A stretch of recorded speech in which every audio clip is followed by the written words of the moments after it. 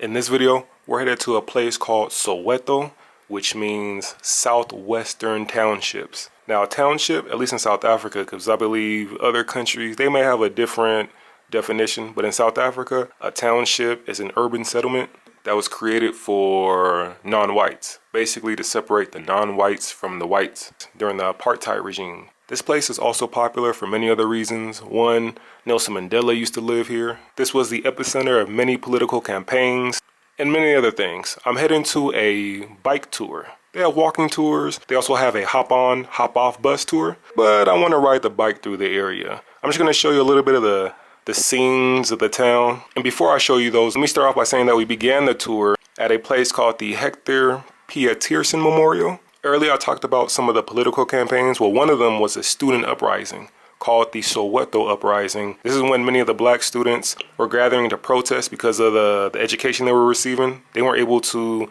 learn science and math.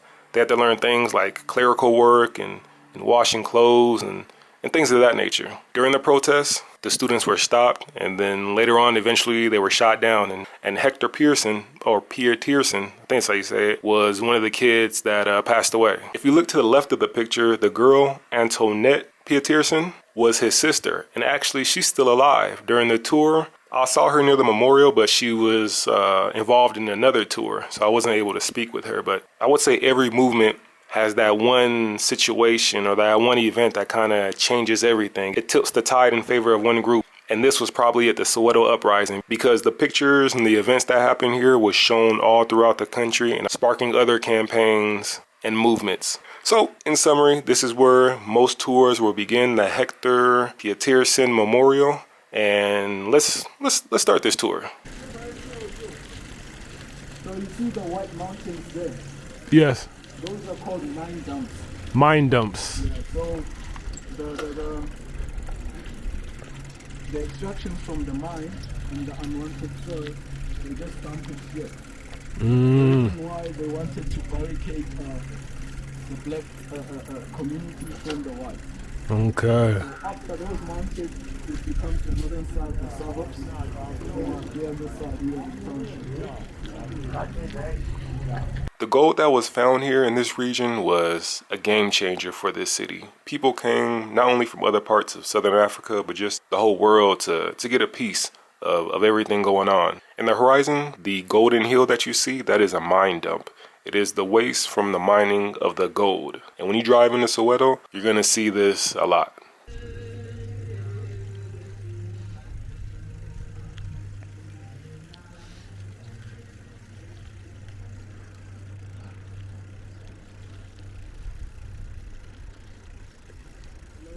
Hey.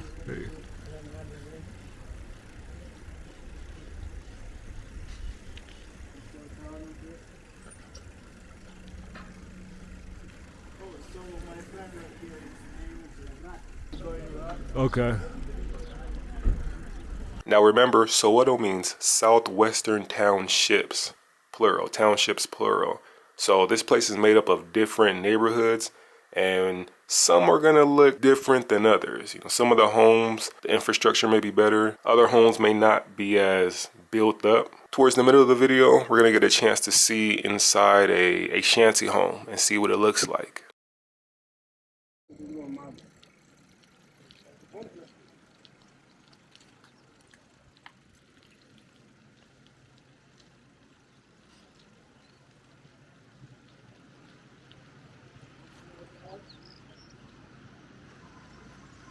Okay, we're it's harder than it looks, guys.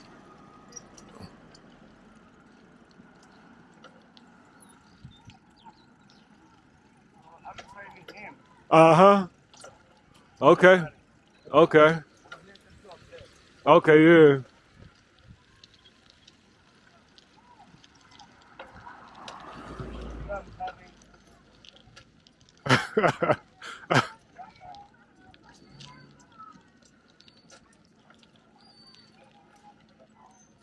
Like we're coming up across a school.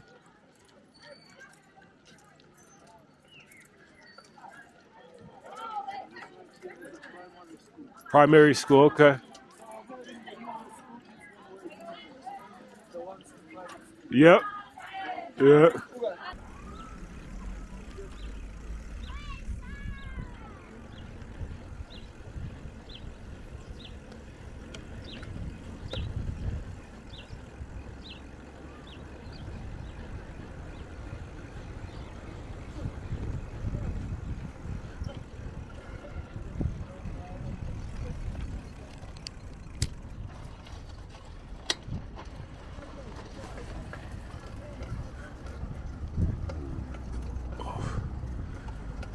Oh, yeah. So we call it Mkuku. Mkuku. Mkuku. It means a shack or iron corrugated. Like in Brazil.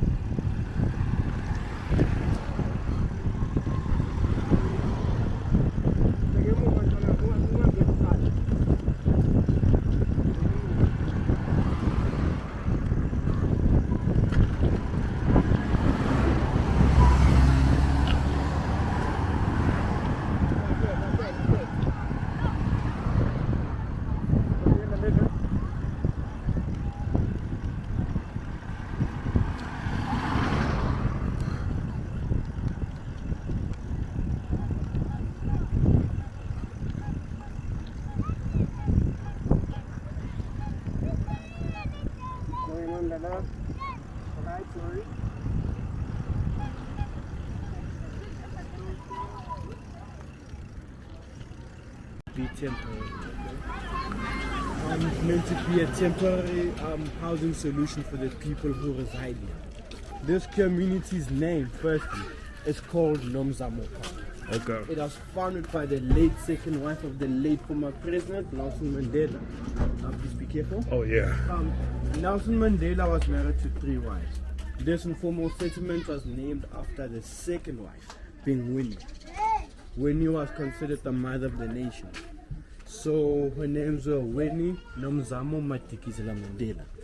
So she said to them, here's a piece of land where you're able to erect a temporary home. I'm going to step here for 2 months of a time in the shade. Get a sheet or zinc to build these homes. Okay. You are not allowed to use bricks, because this is the philosophy of this place was meant for it to be a temporary haven. So then these people were meant to be built proper housing, being your brick homes. So then that's being said, do they get those brick homes?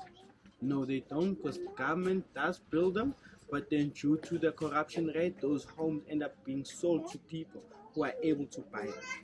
So these people for the last 31 years have made this temporary land a permanent land. This land was not occupied illegally, that's occupied legally by women. That's why these people are still here today, unlike other lands which people occupy illegally. So we have illegal informal settlements and legal formal settlements. With the legal ones, you'll tell that we have numbers on them. Okay, yeah. Some have 3 numbers or 2 numbers depending how long you are, how long you've been staying. Those numbers represent your place on the housing database. So they act as a database capturer and also as a proof of residence for us to receive our mail. Still with me? We have a population of 7,000 people, give or take. Okay. That's being said, with that population, we have 2,000 to 3,000 homes. Within a home like this, you get 2 to 3 families that reside within a home like this. So on average, it would be give or take 4 people on average. But we have your worst case scenarios where you have 6 people, if not 8 people, who reside within such homes. Do these people pay rent to stay here? No. They pay no rent, none whatsoever for them to stay here. These people stay here rent free. Still with me? Yep. The only money they purchase is money to purchase these corrugated sheets or zinc. So the utilities provided by the government, they provide water, education, social welfare, and toilets. Okay? Any questions as well? Nope. Good. Please follow me. Oh, yeah. So with the electricity of this place, do we have electricity? Yes, we do. But with the electricity which we utilize,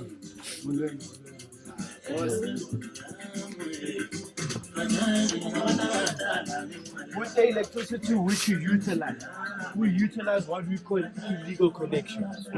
So please be careful, okay? Oh, yeah, it's pretty sharp. Yeah. So with those illegal connections, if you look away above here, those thin wires, Oh, yeah. you can see it over there. So with that electricity, those wires get connected to either the street lamp or the railway line, depending which section is closer to what. So if this section is closer to the street lamp side, with those street lamps, the voltage is low voltage, so it's 220 kilowatts. So it's not suitable for high voltage appliances like your fridge, your kettle, your stove, or your iron. But then with the railway line connection, it's much more stronger because those people are able to use your high voltage appliances. Right now we're currently at the central water station, so we have like 20 plus of these for those 7,000 people. Okay. This water is provided for free by the government, 365 days a year, 56 if it's a leap year. This is safe water to consume directly off the tap. You don't have to treat this water before you consume it.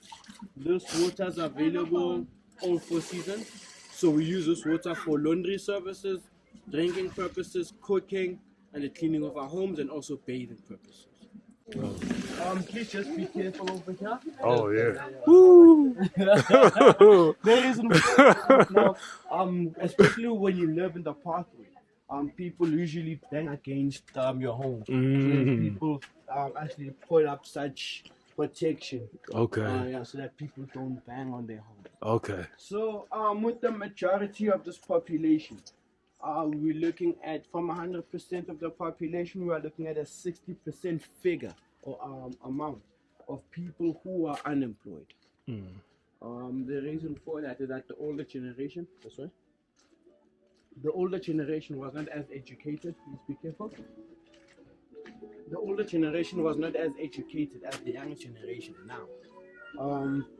So it made it difficult for them to get proper jobs or get jobs. So of that 40%, of that 40% which do work, we're looking at people who work what we call blue collar jobs, being contract workers, construction workers, being builders, being street sweepers, being garbage collectors, retail attendants, security guards, and so forth. Those jobs pay little to nothing. So what this community, how do they sustain their lives? What they do is, can you please step over for 2 minutes of our time? They gather themselves per 4 homes or 5 homes, and they cook in one house to create one stable meal. So a stable meal would be your vegetables, your rice, and your pap. Meat and refrigerated consumables are luxury within a community like this. Yes, people do eat meat, but not on a regular basis. Oh, I think they close the arm. Let's try this one over here.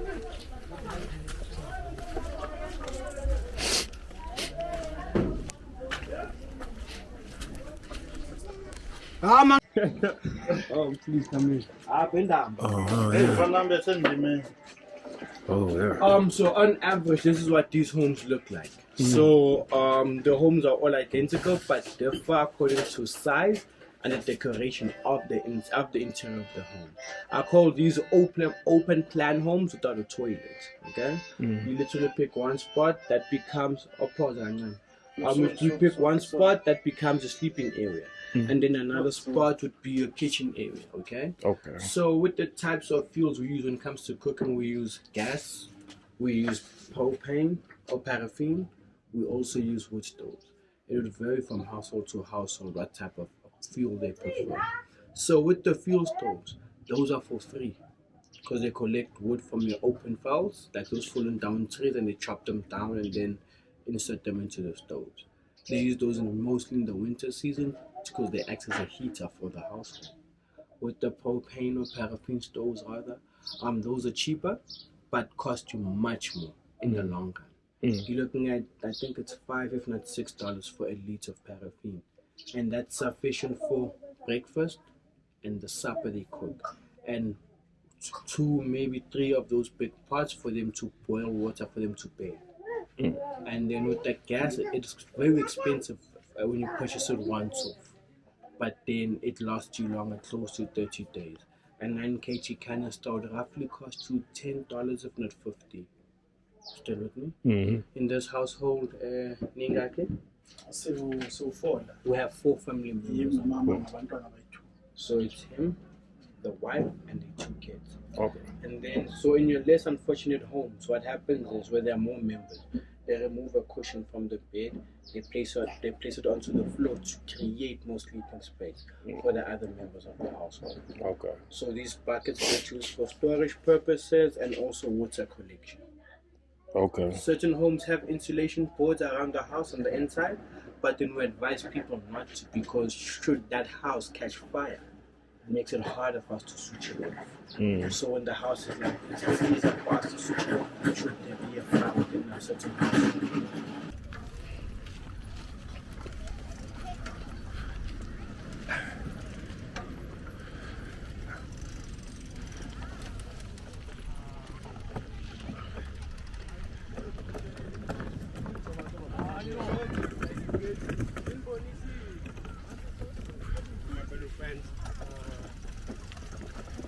Media is telling you what you want to hear. Yep. And showing you what they want to show you. We're gonna have 2 more stops before we go for beer tasting. The home of Soweto Gold. This is Soweto Gold. Okay, yeah. Local beer. Nice. Oh, yeah. Hello.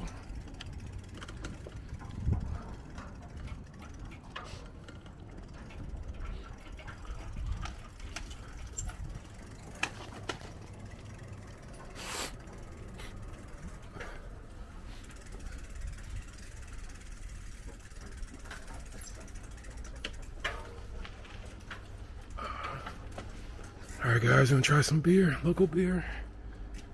Right here. It was made by one of our famous, I think she's staying in the US now, Karabo Poppy. She's one of our famous artists.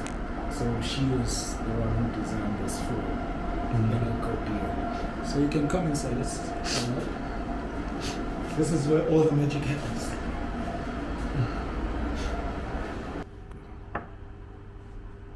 Professor to good. Apply what's right. What language was that? Oh, okay. Sound different. It's not like the soup that you do. Yeah, it sound way different. This is for me. Oh, okay. Thought that was for me. Okay. Cheers. Cheers. That was. Pronounce the. And then. It smells pretty good.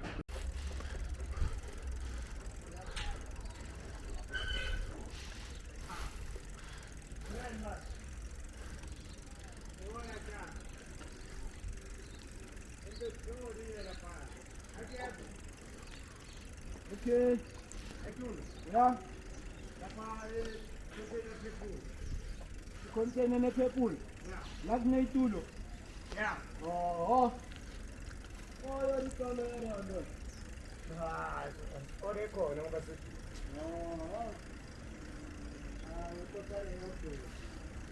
manje ngikukhuphuka. diploma ngale yini Diploma sporting. so that right there you see past the window past the glass that's Mama Winnie Mandela right there Oh yeah.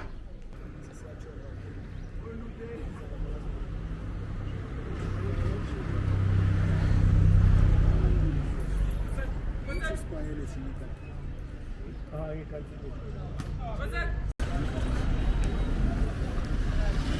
That's what I mean.